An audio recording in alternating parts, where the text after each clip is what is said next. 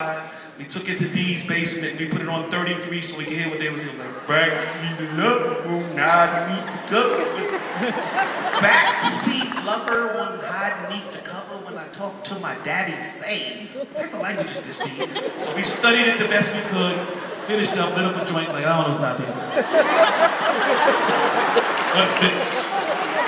So we went back to the studio, kind of prepared to get that over with so we can get to the real rap in our mind. Be like, let's go, D, backseat lover, hide beneath the cover. And they was like, nah, you gotta do it like y'all rapping. He's like, okay, we gotta get this over with, D, so let's get into it. Backseat lover, so we did our best thing, and then we was like, y'all good? We're out. We going home to do what we usually do, drink our beer and just be crazy teens.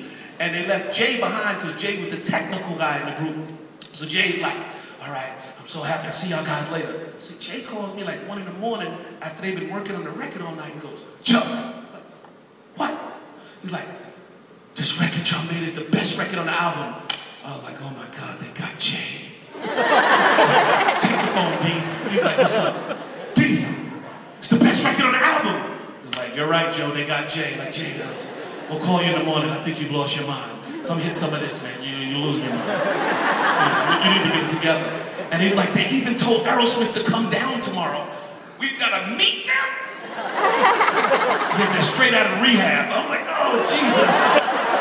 They're trying to get sober. We're trying to get high. What's going on? So we meet up with these guys there, and they're like, they're looking at us like we're looking at them. They're like Scooby-Doo, like, and we're like,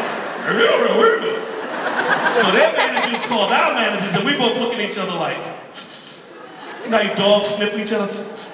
Looking at Steven Tyler like, okay, and had some cameras, we did our thing.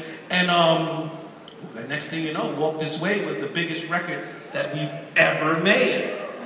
And I learned something.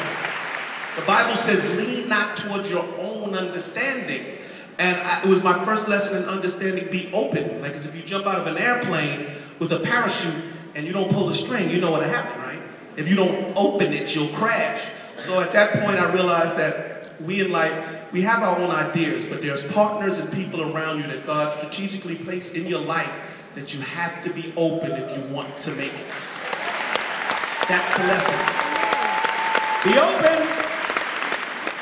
So, how did you go from Run to Rev Run? Here goes the Ricky part. This is tricky to rock around here. Okay, around 91, 92, 90-ish, I was going through a divorce from my first wife. Record sales was trickling. There was new rappers coming in, and I was like, I don't like this feeling. It was just like heavy on me. I was like, oh my God. I had a bright idea. Maybe God can help. So I was like, I went to the bookstore. Got the biggest Bible I could find. Huge, big family Bible with a picture of Jesus. Glow in the dark type thing. I'm like, I want to know all the rules and regulations of this God thing, and I'm sure this Bible will get it done. There was normal Bibles there, but I wanted the biggest one, so I'm sitting on the front row. Nice, good-looking pastor, Mr. Perfect, I got it together. Look at me, my wife and kids in Europe going, you know, that's how I felt like a loser. I'm like, I want to be like him. So I'm sitting there and I want to know the rules and regulations. I'm knocking on heaven's door. I'm like, well, how do I be down? That's my new thing again with God. And I just wanted to learn. So I'm just sitting there every day. I'm the first in line at the church with my Bible. I want to pull my life back together. And in the black church, it's a little different. You don't just go to church. You get a job immediately. Immediately. Like, okay, Joseph Simmons, you'll be ushering people to their seats. I'm like, great, I've got a job. I suit on, nobody will know who I am. Old lady comes in with her son. He comes in, young black couple, her and her son, and he's like, Ma. Like, what? She's already mad at him. The usher is Run DMC. She's like, yeah, shut up there, boy. Ain't no daggone rap in church. And it's all you think about that rap music. I'm trying to get you in church, you look at that pastor. And he's like 12 years like, I know my stuff, that's Run. So she's like, you better keep your head straight. He keeps like, looking at the pastor, looking back at me, I'm like, I am him. So it's like, you know, it's kind of a little tricky there. And then it goes from there. I'm an usher in the church that goes from there to now, you're not an usher anymore. You're a walking deacon. I was like, okay, what's a walking deacon? Still doing the same walking. Now I'm a walking deacon, so I'm feeling good about it. Like, I'm getting rank up in this piece. I went from usher to walking deacon. I went from walking deacon, because I walked it so good, I was walking this way, you know, walking so good, that now they're like, you're just a deacon. I'm like, I'm off the door. I get to stand at the side like a security looking guy while a preacher preaches. This is the black church. Coming in the back, you know, like, walking in, I'm a deacon. Went from there like, yo, this guy's serious, the big Bible, the whole thing. You up for minister next. Oh my God, I gotta do my first sermon. I'm like, oh Jesus, ooh, this is great. I'm gonna be a minister now. And it popped in my head, oh, I'll go from run to Reverend Run. I had this great idea, and I'll take it back and show it to everybody. Rev Run, it popped in my head. But it didn't go so well with my friends. They're like, NWA was coming out, Onyx was throw your guns in the air, buck like you just don't care. And I'm like, I'm telling you, Jesus can rap. They're like, yeah, dude, Eazy-E can rap. Stop this, and stop it now. You know, basically looking at me like I'm crazy. So the years are going on, I'm carrying my Bible and being Rev Run, and things start opening up a little bit. So I go on vacation with my brother Russell. And his friend Andre Harrell comes up to me. He's real cool. He made Mary J. Blige, P. Diddy. He's like, Russell, your little brother, show me his reality show. And this is when the Osbournes had just, he's like, he's a reality show. Look at him, the collar, his kids, his wife. And I'm like, back to Scooby-Doo. I don't know. So he's telling Russell this, and Russell's like, you got a point there, Andre. These are the big shots. Russell Simmons, Andre Harrell. I was like, when we get home, we're going to take him and get him a show. I'm like, all right. So I get home, and they go shop me around, and we get little interest from ABC Family. Like, we're interested. It's kind of interesting. But then, the big turn comes. I get a call. I'm walking down the block. It's P. Diddy. He's like, yeah. And he's stuttering. And, you know, P. Diddy ain't short for words. Like, yeah. I got this idea.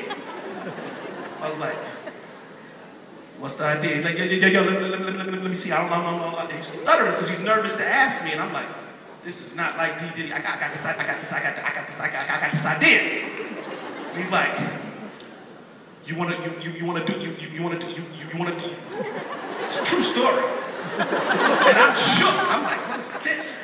You wanna do a reality show? I'm like, dude, I already got a deal, so now I'm feeling powerful. I already got a deal. I'm getting ready to sign something with ABC Family. Now he gets confident, and all the stuttering stops. Man, ABC Family, nothing, man. I got this deal over at MTV, son. We'll crash what they trying to pay you. And he's like, now he's no more stuttering. I'm like, yeah, all right. You're going to have to take it up with my brother Russell, because right now, we in the go. He said, I got that. So he calls Russell, and Russell's like, called me back, man, he ain't got no deal at MTV. I'm saying, Russell, he might.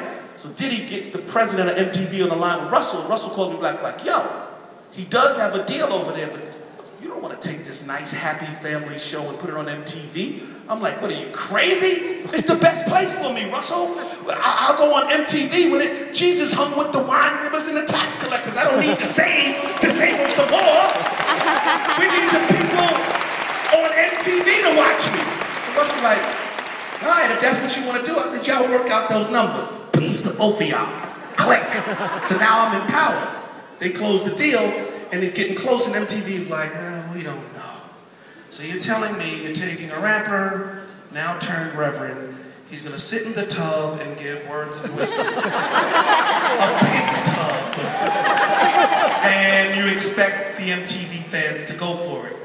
And they're like, yeah.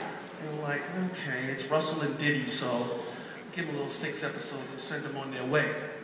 But after the first episode hit on MTV, it was the fastest picked up show in MTV history.